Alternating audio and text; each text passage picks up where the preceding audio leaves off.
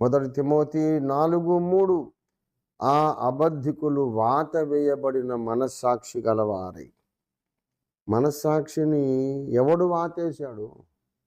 వాత వేయబడ మనస్సాక్షి అని ఉంది బైబిల్లో. మరి వాత వేసిన వాడెవడు?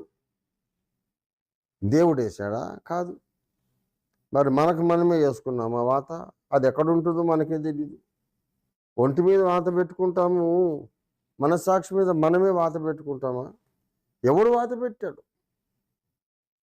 ఎవడంటే అవిధేయులైన వారిని ప్రేరేపించే వాయుమండలాధిపతి మనుషులందరి మనస్సాక్షికి వాత పెట్టాడు. అందుకే చాలామంది సంస్కరణను వ్యతిరేకిస్తున్నారు. చాలామంది సంఘ నాయకులు సత్యవాక్యాన్ని ద్వేషిస్తున్నారు. దేవుని ప్రవక్తలను హింసిస్తున్నారు. దేవుని వాక్యమే ఉన్నది ఉన్నట్టుగా మాట్లాడే వారిని, దేవుని ధర్మోపదేశమును రాజీ లేకుండా ప్రకటించే ప్రవక్తలను ద్వేషిస్తున్నారు, దూషిస్తున్నారు, వ్యతిరేకిస్తున్నారు, అడ్డగిస్తున్నారు, హింసిస్తున్నారు. ఇశ్రాయేలీయులు ప్రవక్తలను హింసించడానికి కారణం వాయుమండలాధిపతి వాళ్ళ మనస్సాక్షికి వాత వేయడమే. ఆహాబు రాజు తన భార్య అయిన యెజెబెలు ప్రేరేపణ చేత యెహోవా దృష్టికి కీడు చేయడానికి తన్ను తాను అమ్మేసుకోవడానికి కారణం వాడి మనస్సాక్షిని సాతాను వాత పెట్టడమే.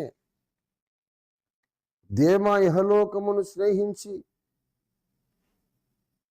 వెళ్ళిపోయాడు. పౌలును వదిలిపెట్టి, ఉన్నతమైన బహుమానాన్ని వదిలిపెట్టి వెళ్ళిపోయాడు. వాడి మనస్సాక్షికి ఏమైంది? వాయుమండలాధిపతి వాడి మనస్సాక్షికి వాత పెట్టాడు.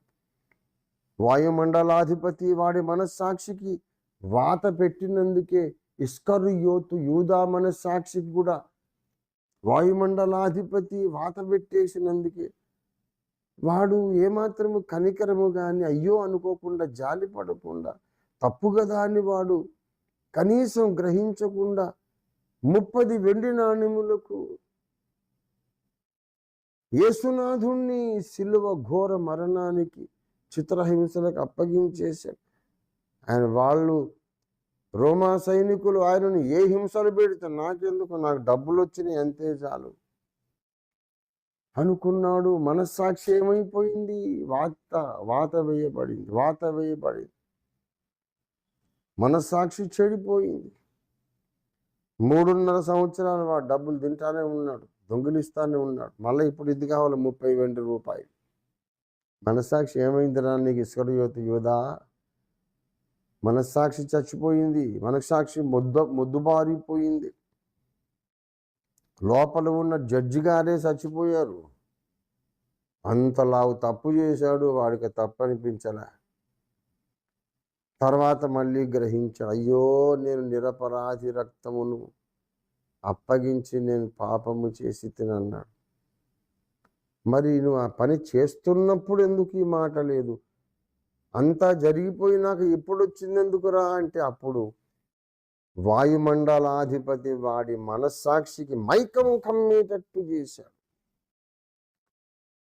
ఎప్పుడైతే దుష్టుడు నీ మనస్సాక్షికి మైకం కమ్మేటట్టు చేస్తాడో నీ తప్పు నీకు అర్థం కాదు.